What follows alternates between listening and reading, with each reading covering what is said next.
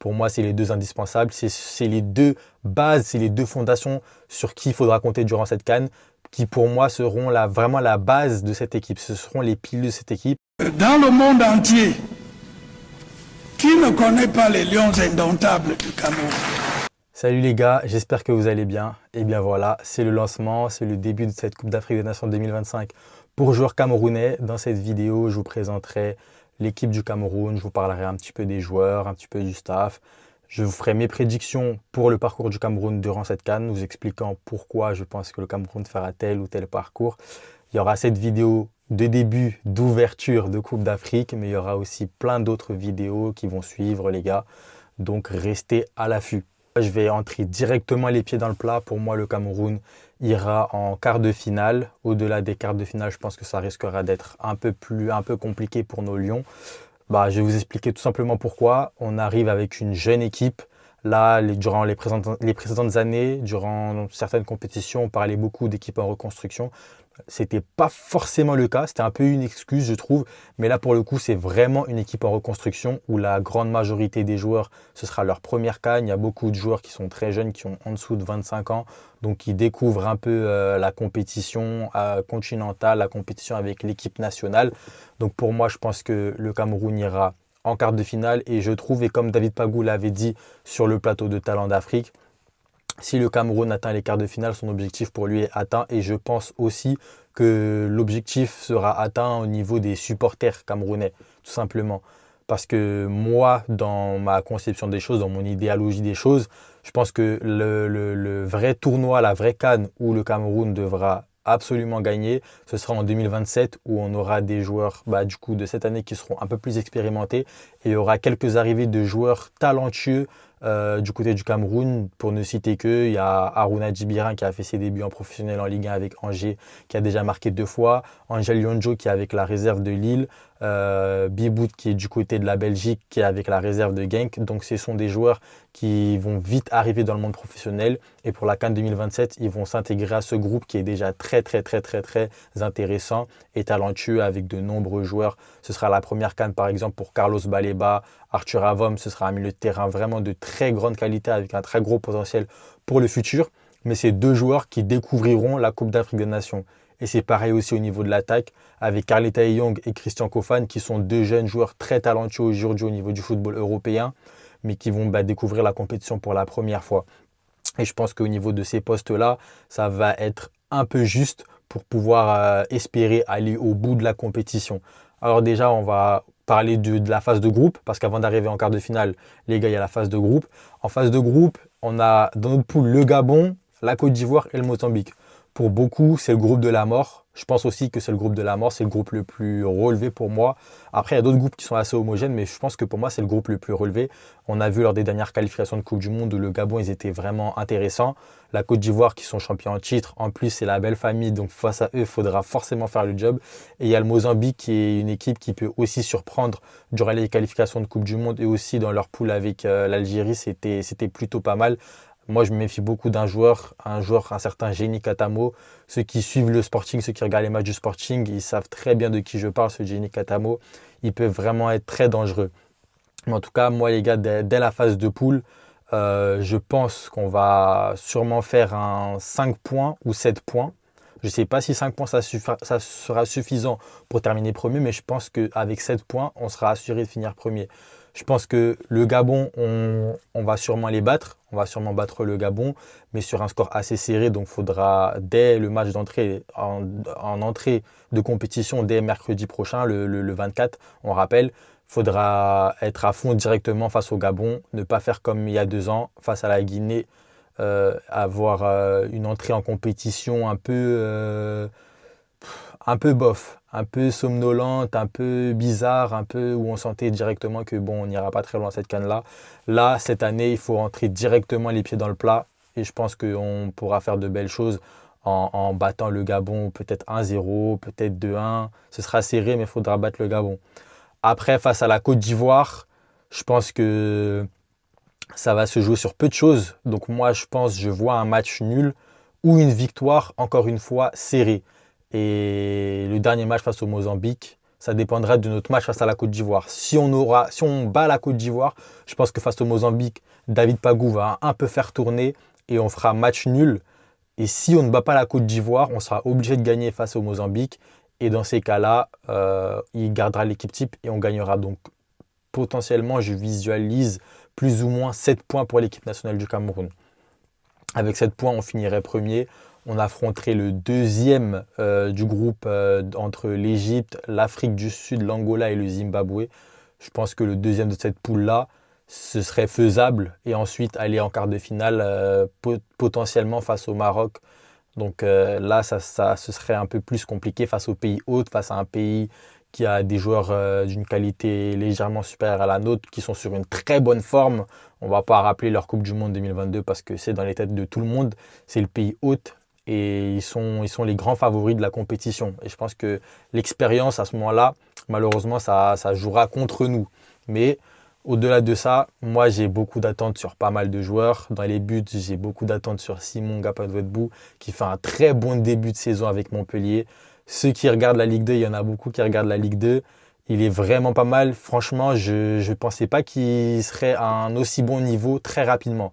Il a été élu joueur du mois de septembre du côté de Montpellier. C'est déjà un très bel exploit. Mais match après match, c'est l'un des meilleurs gardiens de Ligue 2. Il a de nombreux clean sheets. Je crois qu'il est deuxième ou troisième au classement du nombre de clean sheets. Donc c'est vraiment un gardien qui est très bon. Je pense que Onana n'est plus là. C'est le moment de le lancer. C'est le moment de lui donner sa chance. C'est le moment de donner une chance à Simon Gapadwetbou qui est dans cette sélection depuis 2022. Aujourd'hui, on est en 2025. C'est le moment. C'est le moment. Le roi, entre guillemets, n'est plus là. Le 24 de Dieu, comme on l'appelle au Cameroun, n'est plus là. Il est temps de donner les clés à un jeune talentueux. Et Onana l'a dit lui-même dans plusieurs interviews. Simon, c'est la relève. Simon, c'est le futur. Et je pense vraiment que c'est le futur. Donc, le lancer dans cette CAN, pour moi, ce serait vraiment l'idéal. Je parle du gardien de but parce que je vous montre un peu la composition d'équipe que je pourrais faire, la composition d'équipe que moi je ferais. Et c'est un système que David Pagou affectionne souvent dans les clubs dans lesquels il est passé. On se rappelle à Stade Renard de Melong où il finit vice-champion du Cameroun, il joue dans cette composition-là. C'est un 3-5-2. Mais moi, dans le dispositif tactique, on va dire, c'est mon petit côté Pep Guardiola. Moi, ce serait un 3-4-2-1 ou un 3-4-1-2, ça dépend des moments. Mais dans une défense à 3, je partirais sur Nuutolo à gauche. Dans l'axe central, Jairzinho Niamsi. Et à droite, Enzo Boyomo. Donc Enzo Boyomo, pour moi, c'est le joueur qui est assuré de jouer dans cette défense du Cameroun. Aujourd'hui, c'est le joueur qui apporte le plus de certitude. En Liga, on le voit très bien avec Osasuna. Il y a de nombreux clubs européens qui sont à l'affût sur lui, qui le surveillent de très près. Il sort de très bonnes prestations. Je pense que Enzo Boyomo, c'est sa première CAN à lui aussi. La grande majorité de nos joueurs, ce sera leur première CAN. Donc je pense qu'Enzo Boyomo sera un de nos éléments clés durant cette compétition. Il a un très bon jeu de tête, donc sur les corners, il pourra marquer des buts. Il a déjà marqué en sélection sur corner. En club aussi, sur corner, il marque souvent. Donc il pourra nous être très utile. Ensuite, dans l'axe de la défense, je mets Jairzinho Niamsi. Jairzinho Niamsi, pourquoi? Parce qu'il est vraiment immense. Il est vraiment très imposant. Donc défensivement, surtout une compétition comme la CAN, il te faut au moins un joueur qui est super imposant, qui peut répondre vraiment physiquement face aux attaquants adverses. Jairzinho Niamsi qui lui joue au Lokomotiv Moscou en Russie. Ce sera ses premières sélections avec le Cameroun. L'ancien de Strasbourg, de Rennes, etc. La sélection camerounaise a longtemps courtisé. Il s'est enfin décidé à venir. On va voir ce que ça va donner à la CAN, mais je pense que ça pourrait être vraiment quelque chose de très intéressant. C'est un joueur qui est plutôt intéressant et comme je l'ai dit, physiquement, il est très, très, très imposant. Et du coup, dans l'axe gauche, je mettrais Nuutolo. Nuutolo parce que c'est un joueur très expérimenté. C'est l'un de nos joueurs les plus expérimentés dans cette compétition. Il est pressant. Il fait partie des joueurs que David Pagou a nommé capitaine avec Christian Bassogog, Davis Epasui et du coup Nuutolo. Moi, je le mets capitaine du coup et je le mets dans cet axe gauche parce qu'il a cette expérience. Il a ce Hemley, comme on dit chez nous, qui a su nous mener en demi-finale lors de la CAN au Cameroun en 2022. Et cette fois-ci, je pense qu'il pourra mener un groupe qui est assez jeune. Il est assez proche des plus jeunes. Donc, je pense que Nuutolo serait l'homme parfait pour ce poste-là. Au niveau des pistons, à gauche, je mettrais bien évidemment Darlan Yongwa. Darlan Yongwa qui est en club depuis qu'il a repris une place de titulaire.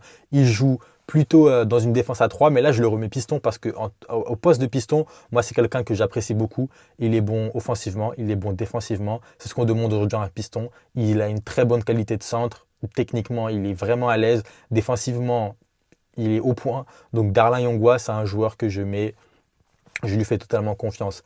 Après, au milieu, les deux, pour moi, c'est les deux indispensables. C'est les deux bases, c'est les deux fondations sur qui il faudra compter durant cette CAN, qui pour moi seront vraiment la base de cette équipe. Ce seront les piliers de cette équipe, Arthur Avom et Carlos Baleba. Carlos Baleba qui est un peu moins bien en ce moment en club. Il a un petit coup de moins bien, un petit coup de mou, je ne sais pas. J'espère pour lui que ça va aller. J'espère pour lui que cette CAN va débloquer sa saison, entre guillemets, parce qu'il n'a pas sorti de très gros matchs depuis le début de saison, que ce soit en club ou en sélection. Mais j'espère que cette CAN va vraiment libérer Carlos Baleba parce qu'on compte beaucoup sur lui. Et à côté, il y a Arthur Avom. Arthur Avom qui fait de très belles choses en Ligue 1. Cette saison, il est incroyable. Il est vraiment très, très, très bon. Il répond vraiment au niveau de la Ligue 1. Et il est beaucoup plus fort que ce que je m'attendais. Je m'attendais à un bon joueur, à un bon Arthur Avom, mais répondre présent à un tel niveau à chaque match, franchement, chapeau. Et je compte beaucoup, beaucoup, beaucoup sur lui pour cette CAN. Donc ces deux-là, pour moi, lors de cette CAN, ils seront très, très, très importants. Après, il y a aussi un joueur comme Olivier Kemen qui revient. La dernière fois qu'il a joué avec les Lions, c'était lors de la CAN en Côte d'Ivoire en 2023. Là, il revient pour la CAN au Maroc en 2025. Je compte sur lui aussi parce qu'il a une certaine expérience. Ses derniers matchs, ces derniers mois avec Başakşehir Istanbul, il a été très bon.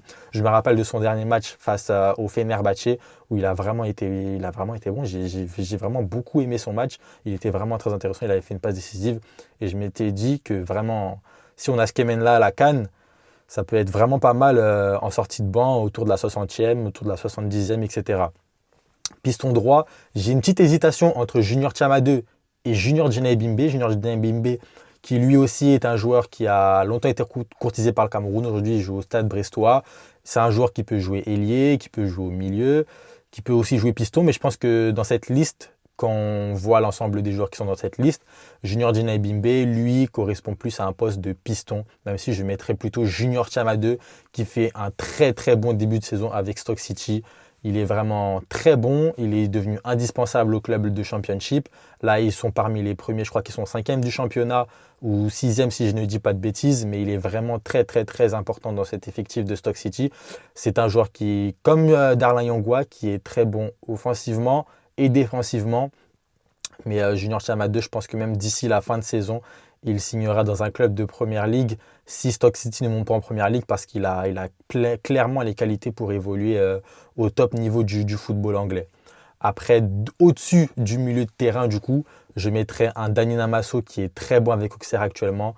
Je l'ai dit sur de nombreuses vidéos sur TikTok, vous avez pu le voir. Dani Namasso, même lors des matchs de Ligue 1, Dani Namasso, il est vraiment top dans le cœur du jeu avec l'AG Auxerre. C'est vraiment un régal. C'est un joueur qui me fait pas revivre le foot, pas aimer le foot, parce que ce serait un peu abusé. Mais quand je vois ces matchs, j'aime vraiment beaucoup. C'est un joueur qui est juste. C'est un joueur qui ne fait pas le dribble de trop, pas le geste de trop, qui n'en fait pas trop, mais qui fait les choses vraiment bien et de manière très élégante. Il provoque des pénaltys, il fait des passes décisives, il marque des buts.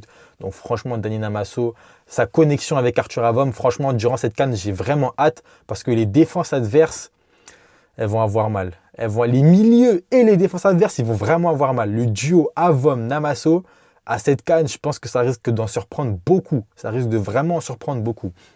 Et après, devant, je mets Carleta et Young et Bryan Mbeumo. Bryan Mbeumo, bon, c'est un peu la valeur sûre, un peu la star de l'équipe. Offensivement, même si en sélection, il a des performances un peu en dessous des attentes, puisque quand tu joues à Manchester United, en sélection, tout le monde t'attend au tournant, tout le monde veut te voir mettre des buts, tout le monde veut te voir faire trembler les filets avec ta patte gauche comme tu sais le faire en club.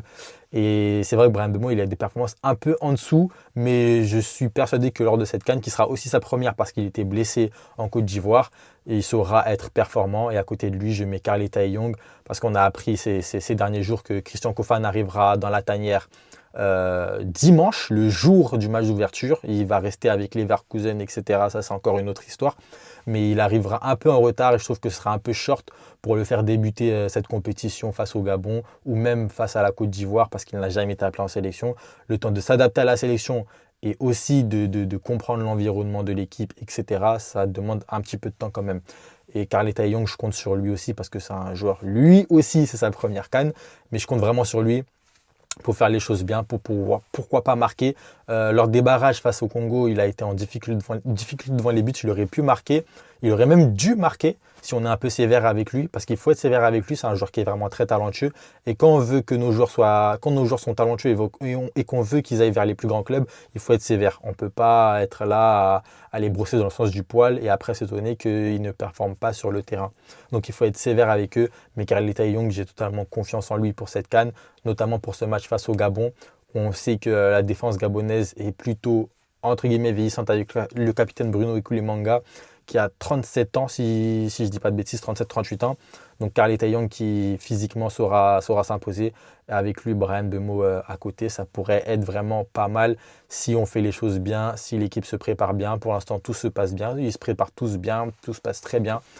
Et face au Gabon, je pense qu'on pourrait avoir une petite victoire 1-0, une petite victoire 2-1.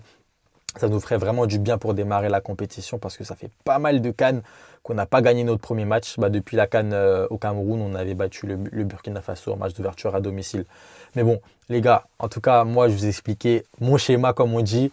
Moi, je vois le Cameroun aller en quart de finale de la compétition et moi, je trouve que ce serait un parcours très bien, les quarts de finale, parce que moi, mon objectif, mon but, je vise après, je vois loin, c'est 2027 et 2029.